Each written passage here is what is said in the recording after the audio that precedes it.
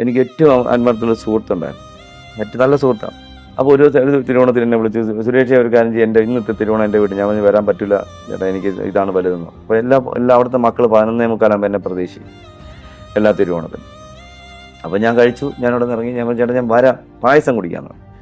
അങ്ങനെ ഞാൻ ചെന്നു, എന്നെ വിളിച്ച് വീട്ടിൻ്റെ വരാന്തയിൽ ഇരുത്തി, ഞാൻ ഇരുന്നു.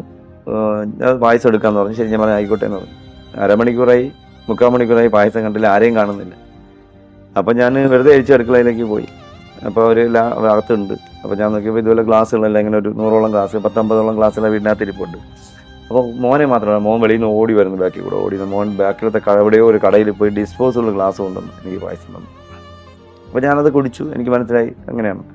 അപ്പോൾ ഞാൻ ആ ഡിസ്പോസിബിൾ ഗ്ലാസ് തന്നെ കുടിച്ചിട്ട് എല്ലാം കഴിഞ്ഞ ശേഷം ഞാൻ അത് കളയാതെ മടക്കി എൻ്റെ പോക്കറ്റിട്ട് കുറ്റിക്കൊണ്ടുവന്ന് ഡിസ്പോസ് ചെയ്യും.